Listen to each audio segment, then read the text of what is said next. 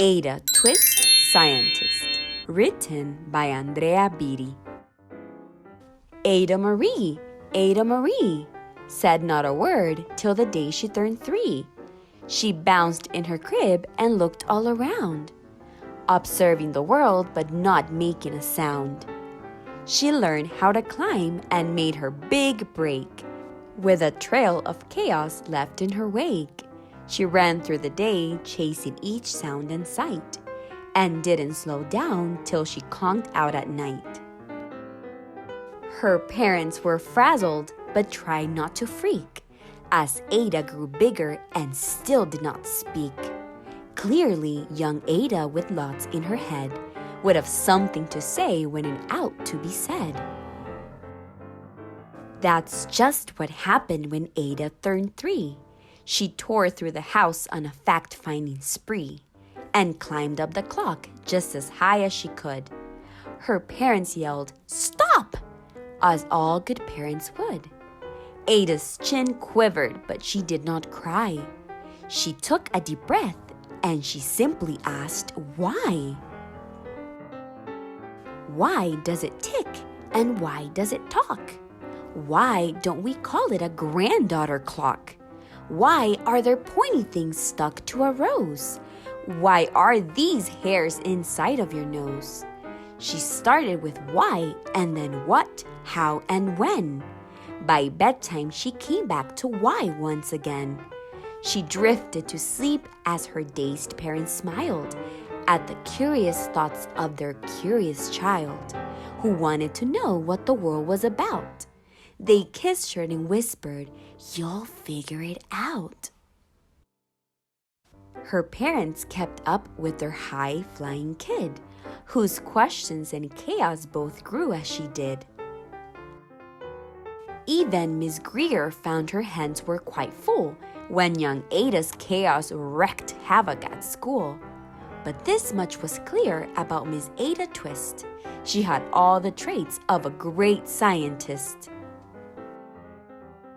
Ada was busy that first day of spring, testing the sounds that make mockingbirds sing, when a horrible stench whacked her right in the nose, a pungent aroma that curled up her toes. "Zoe!"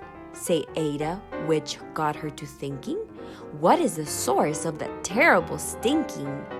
How does a nose know where there's something to smell? And does it still stink if there's no nose to tell? She rattled off questions and tapped on her chin. She'd start at the start when she out to begin. A mystery, a riddle, a puzzle, a quest. This was the moment that Ada loved best. Ada did research to learn all she could of smelling and smells, both the stinky and good. One hypothesis Ada thought could be true. The terrible stink came from Dad's cabbage stew. She tested and tested, but soon Ada knew it was time to come up with hypothesis 2. Then Zoe! The stink struck again, just like that. Hypothesis 2, it's caused by the cat. The cat couldn't make such a stink on its own. It needed perfume and some fancy cologne. So young Ada tested. The test was a flop. She started again, but her parents yelled, "Stop!" Ada Marie, to the thinking chair, now! By the time we count 3. "Enough!" said her mother. "That's it," said her dad. Her parents were frustrated, frazzled, and mad. "Why?" Ada questioned. Her mother said, "No." "What?" Ada inquired. Her father said, "Go! You've ruined our supper. You've made the cat stink. Enough with your questions. Now sit there and think." She looked at her parents. Her heart turned to goo.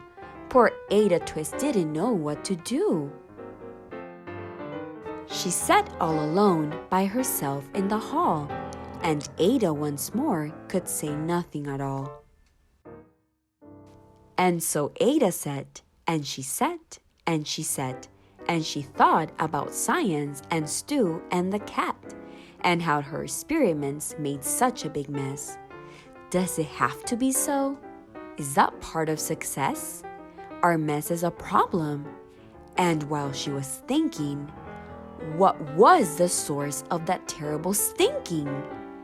Ada Marie did what scientists do.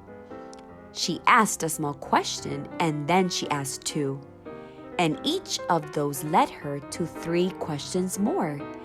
And some of those questions resulted in 4. As Ada got thinking, she really dug in.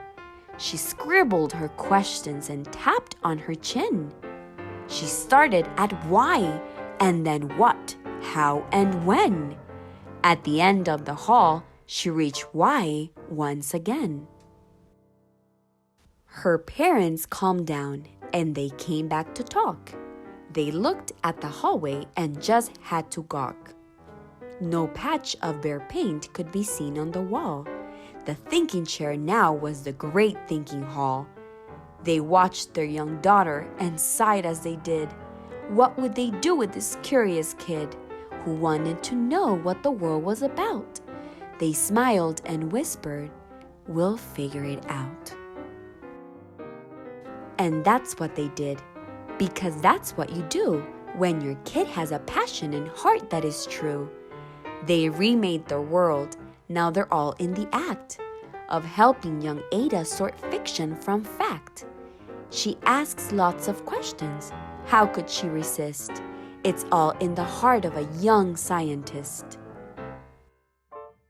And as for that smell, what can Ada Twist do but learn all she can with her friends in grade 2? Will they discover the sting that curls toes? Well, that is the question, and someday, who knows? And this is the end.